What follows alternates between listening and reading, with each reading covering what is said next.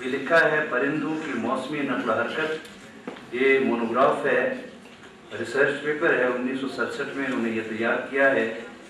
پالتو جانوروں سے انسانوں کو منتقل ہونے والے امراض، یہ بھی مونوگراف ہے 1968 میں. عالمی مسئلے خوراک اور سائنس، یہ بھی مونوگراف ہے 1972 میں. طب دق، علامات، علاج، حفاظتی تدابیر، یہ 1974 میں انہوں نے لکھا ہے. اور اس کے علاوہ ان کی 4 تصانیف کو مغربی پاکستان اردو اکیڈمی لاہور نے شائع کیا ہے. ایٹمی توانائی کا پرامن استعمال 1985 میں، یہ سائنس کرب گورنمنٹ کالج اٹک نے اس کو شائع کیا ہے. اور ستمبر 2007 میں بیسٹ ایڈوائزر بشیر حسین جعفری صاحب چودھری غلام عباس چیر کے وابستہ اس ادارے کے ساتھ ہیں.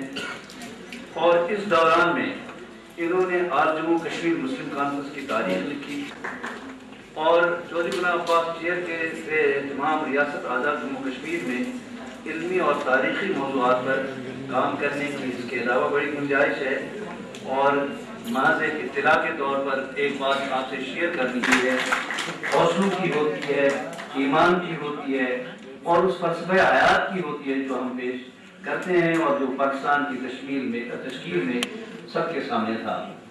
تو اب ہم اس تقریب کی کارروائی کو آگے پروفیسر ڈاکٹر سید نثار حسین حمدانی صاحب سے گزارش کرتے ہیں کہ وہ آ کر اپنے خیالات کے طور پہ، اور یہ یونیورسٹی کا انکم جنریٹنگ شعبہ بھی ہوگا. دوسرا یہ کہ دنیا ساری میں یونیورسٹی پریس جو ہے وہ پریسٹیجیس سمجھا جاتا ہے اپنے مسودوں کی اشاعت کے لیے. تو انشاءاللہ ہمیں بہت اچھے اچھے مسودوں کی پیشکشیں بھی ہو چکی ہوئی ہیں. اور آج میں جناب سید بشیر حسین جعفری صاحب سے یہ ریکویسٹ کروں گا کہ وہ اس کا جو ایڈیٹوریل بورڈ چاہیے، ہائی لیول ایڈیٹوریل بورڈ چاہیے جو ان مسودوں کو دیکھے گا، تو آپ اس میں کنوینر کی ذمہ داری نبھائیں اور ملک کے اچھے اچھے جو ایڈیٹرز ہیں جو رضاکارانہ اور پے کی بنیاد پہ ہمیں مسودے ایڈٹ کرنے میں مدد کریں گے تاکہ اس میں ایک سٹیپ ہم اور آگے جا سکیں. اس کے علاوہ جیسے ابھی چیئرمین صاحب نے ذکر کیا کہ ملٹی میڈیا، میں اس کو یوں کہوں گا کہ یہ جو چراغ گل ہو رہے ہیں تاریخ کے، یہ جو عمر رسیدہ لوگ ہمارے ساتھ چھوڑ کے جا رہے ہیں، پچھلے 10 سال میں میرے علم کے مطابق 12-15 لوگ جو ہیں بزرگ جن کے پاس کشمیر کی تاریخ کا اور بہت ساری برصغیر کی تاریخ کا ان کے پاس اثاثہ موجود تھا، وہ ہم سے رخصت ہو چکے ہیں. Kashmir institute of Kashmir studies میں ہم ایک broadcast quality production centre جو ہے اسٹیبلش کرنا چاہتے ہیں. مگر آج یہاں آپ کی موجودگی سے فائدہ اٹھاتے ہوئے میں آپ سے یہ گزارش کروں گا، مطالبہ نہیں ہے، تجویز ہے کہ اس میں ہمیں تقریباً 1.5 ملین چاہیے ہوگا کہ ہم ایک اس میں ہائی کوالٹی کیمرہ اور باقی جو چیزیں اس کی پروڈکشن اس کی ریکوائرمنٹ ہے وہ ہمیں اس میں میسر آ سکتے ہیں. جو اسکالرشپ کی ڈائریکٹر صاحب نے بات کی ہے، اس وقت آپ کی شاید توجہ اس طرف نہیں تھی، تو میں وہ دہرانا چاہوں گا کہ ڈائریکٹر صاحب نے یہ یہاں پہ آپ کی خدمت میں پیش کیا ہے کہ یہ جو کشمیر اسٹڈیز میں ایم ایس سی کرنے والے لوگ ہیں یہ زیادہ فیس بھی نہیں دے سکتے اور فی الحال یونیورسٹی کے پاس کوئی اسکالرشپ کا سسٹم بھی نہیں ہے. جب ہم یہ چاہتے ہیں کہ مسئلہ کشمیر اجاگر ہو، اس میں ہم کشمیر لبریشن سیل اور دوسرے شعبوں میں کافی رقم خرچ کرتے ہیں، تو اگر یہ کچھ رقم اسکالرشپ کی شکل میں اس شعبہ کو دے دی جائے تو اس سے زیادہ لوگ یہاں اس شعبے میں ایم ایس سی کرنے کے لیے آئیں گے اور ایم فل اور پی ایچ ڈی کی طرف بھی ہم جا سکیں گے. تو آخر میں جناب عزت مآب صدر آزاد ریاست جموں کشمیر کا نہایت شکریہ ادا کرتا ہوں کہ آپ یہاں تشریف لائے. آپ کے آنے سے ہماری عزت افزائی اور حوصلہ افزائی ہوئی.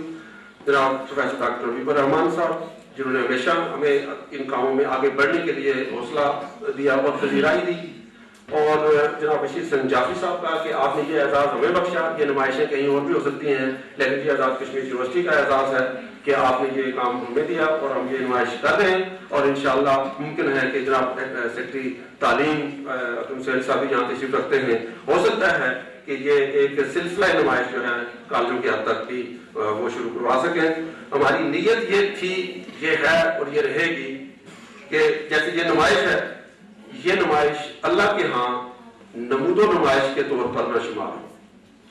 یہ نمائش اس کا ہر پہلو اور اس طرح کے سارے کام اللہ کے ہاں عبادت کے طور پہ شمار ہوں. اللہم صلی علی محمد و آل محمد مبارک. جزاک اللہ. ایک دلچسپ بات انہوں نے کہی کہ جعفری صاحب وہ جعفری نہیں ہے، لیکن میں یہ کہتا ہوں کہ ہم سب وہی جعفری ہیں. اب دعوت خطاب ہاں وہ ان کا فقہی مسلک نہیں ہے، وہ خود شافعی تھے. تو اب دعوت خطاب دے رہے ہیں جناب پروفیسر ڈاکٹر افتخار مغل صاحب کو، لیکن گزارش یہ ہے کہ صدر گرامی کو بھی جلدی ہے اور 5 منٹ ہم ہر ایک مقرر کریں گے. اس سے جامعہ مہمانان گرامی، یہ کریڈٹ یونیورسٹی کو جاتا ہے کہ انہوں نے اپنے وقت کے ایک لیجنڈ کو ان کی زندگی میں پہچانا ہے اور ریکگنائز کیا ہے. کچھ عرصہ پہلے، کچھ دن پہلے ہم عبدالعلیم صدیقی صاحب سے محروم ہوئے.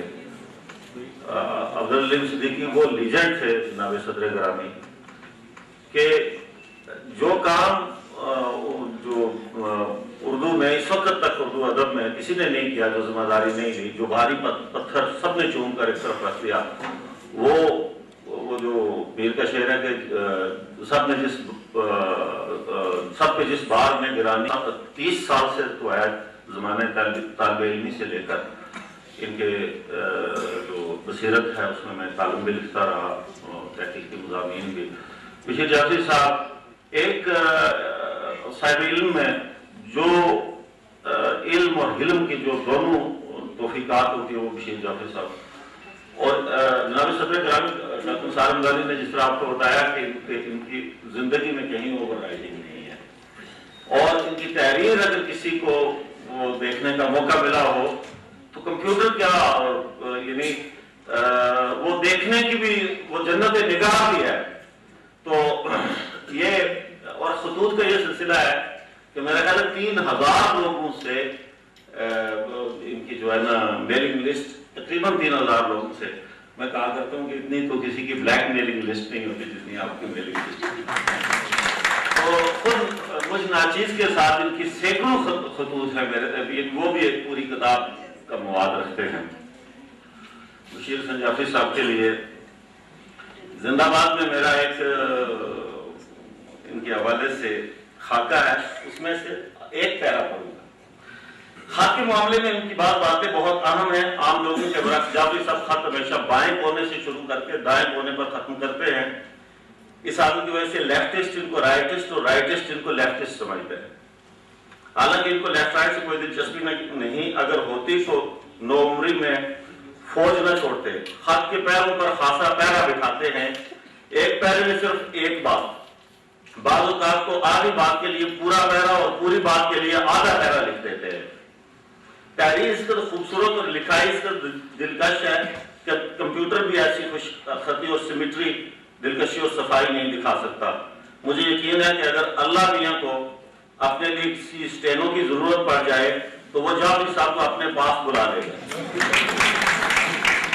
خط کے معاملے میں بلا کے محتاط ہیں. درجنوں خط روزانہ لکھنے کے باوجود اپنے ہر خط کی فوٹو کاپی مکتوب علیہ بھجوا دیتے ہیں. اصل اپنے پاس ہمیشہ سیاہ روشنائی سے خط لکھتے ہیں. مکتوب علیہ کو خط کی روشنائی کو روشنی لگتی ہے. خط کے معاملے میں ایک اور بات کا بھی خاص خیال رکھتے ہیں، وہ یہ کہ ہمیشہ خط لکھ کر بہت عرصے کے لیے